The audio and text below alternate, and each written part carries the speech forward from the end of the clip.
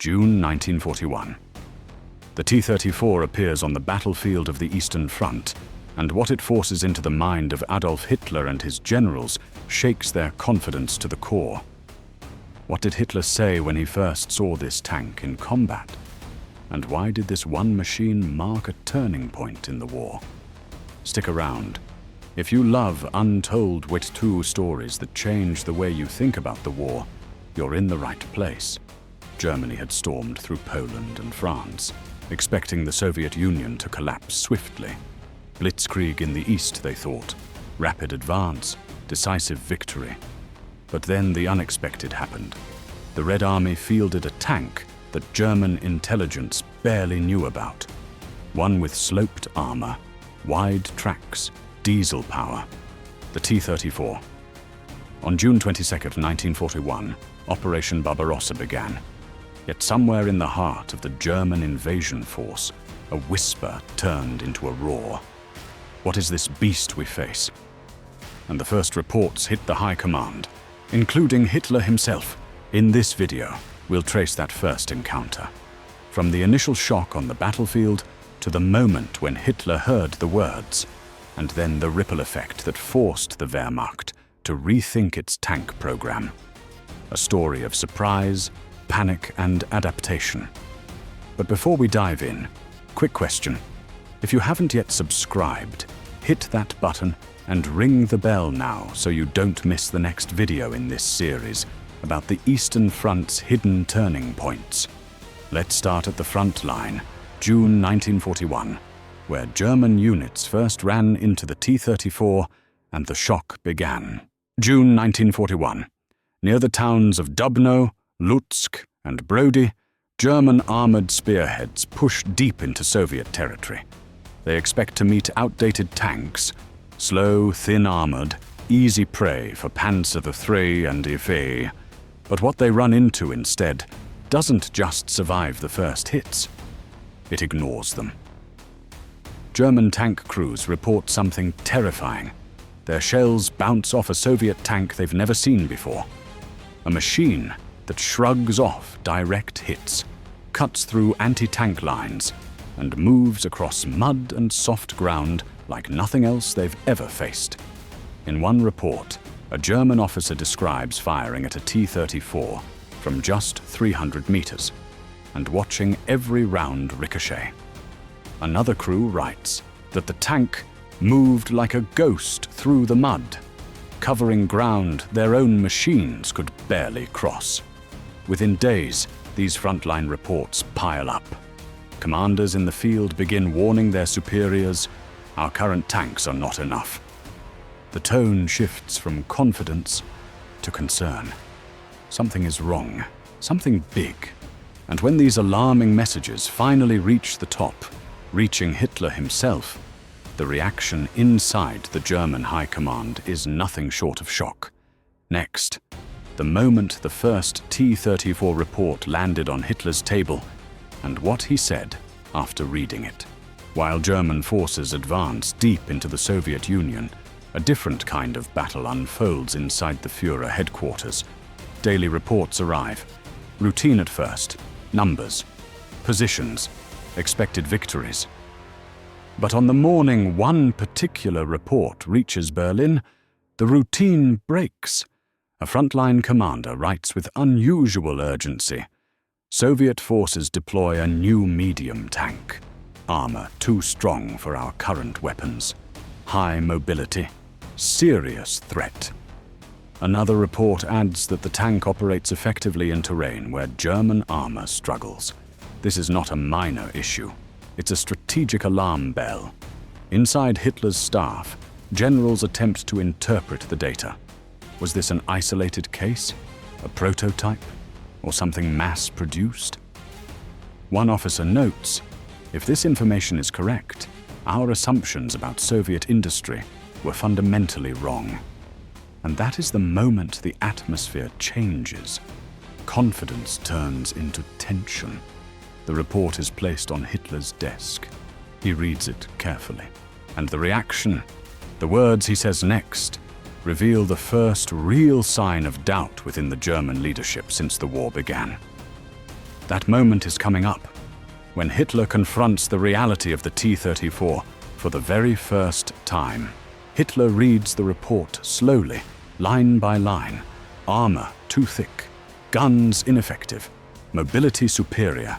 It contradicts nearly everything German intelligence predicted about Soviet technology. According to several accounts from his staff officers, Hitler was visibly irritated, not because the T-34 existed, but because it revealed a massive failure in German assessment of the USSR. He reportedly said something along the lines of, "If these reports are accurate, then our entire evaluation of Russian industry was wrong."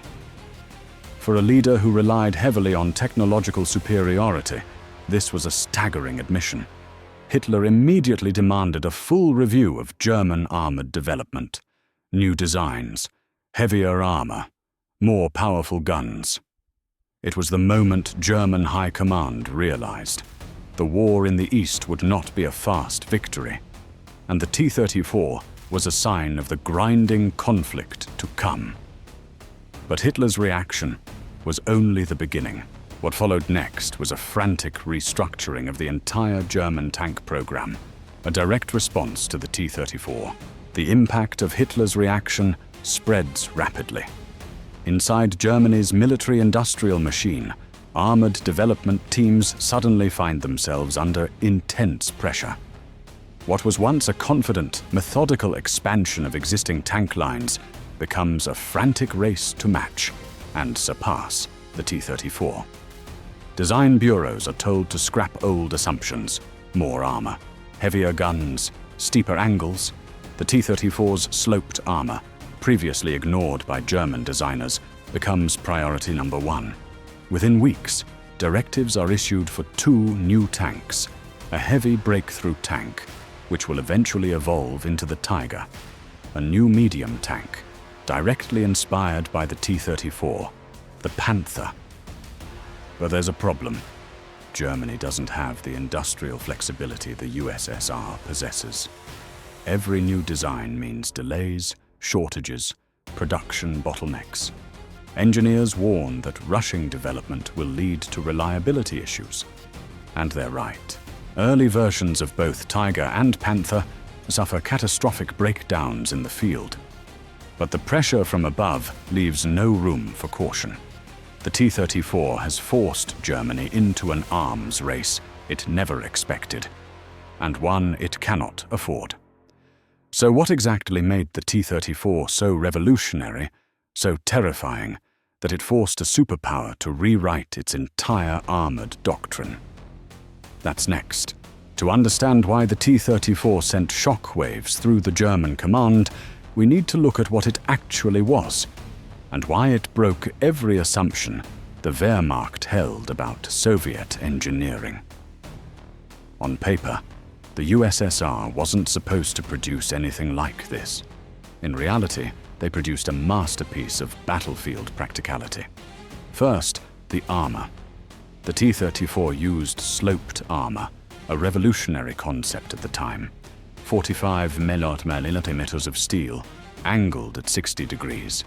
In effect, that gave it the protection equivalent to much thicker plates. German shells simply bounced off, even from medium range. Second, its mobility. The diesel engine, the V2, gave it a combination no German tank could match in 1941.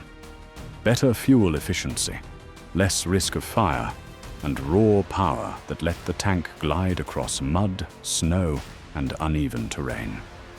Meanwhile, German engines struggled with overheating and fuel consumption, especially deep inside Soviet territory. Then the tracks. The T-34 had wide tracks specifically designed for Eastern European terrain: deep mud, soft soil, snow. German tanks with their narrow tracks bogged down. The T-34 didn't. Every part of the T-34 worked toward one goal: survive, move, and fight effectively in the conditions of the Eastern Front. This wasn't a fancy machine. It was a brutally efficient one. And that efficiency is exactly what terrified the Wehrmacht. But a tank doesn't change history alone. What truly shifted the balance was what the USSR did next, and how the T-34 reshaped the entire strategic picture of the Eastern Front. But the real power of the T-34 wasn't just in its armor, mobility, or firepower. It was in the one advantage Germany could never match: mass production. The Soviet Union didn't just build a great tank, they built a lot of great tanks.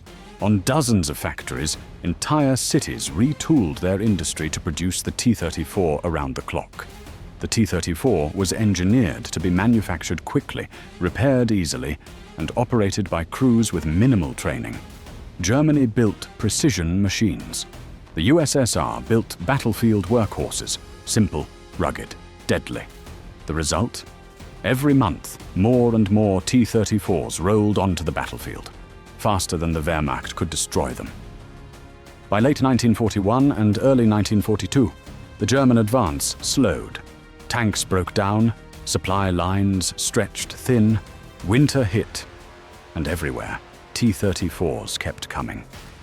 The machine Hitler had once dismissed as impossible didn't just match German armor, it overwhelmed it. And so, by the end of 1941, one thing was clear: the T-34 didn't just shock Hitler, it forced him to confront a new reality about the war he thought would be won in months. But there's more. What this tank symbolized would haunt German strategy for the rest of the conflict. By the end of 1941, one truth had become impossible to ignore. The T-34 was more than just a tank. It was the clearest sign that the war in the East would not be the fast, decisive campaign Hitler had imagined. His initial shock wasn't simply about armor thickness or engine power. It was about what the T-34 represented, a level of Soviet industrial strength and engineering capability that German intelligence had completely misjudged. From that moment forward, every German armored decision, Panther, Tiger, tactical doctrine, even factory reorganization, was influenced by the existence of the T-34. And as the years went on, the tank that stunned Hitler in 1941 would become one of the symbols of the Eastern Front, rugged, relentless, and decisive. The T-34 didn't just survive the battlefield, it reshaped it, and its impact echoed through every corner of the war that followed. And here's the twist. The T-34 wasn't the only Soviet design that blindsided Hitler. The next shock came not from the ground, but from the skies, an aircraft that forced another major shift in German strategy. If you want that story, make sure you're subscribed so you don't miss the next episode. Thanks for watching.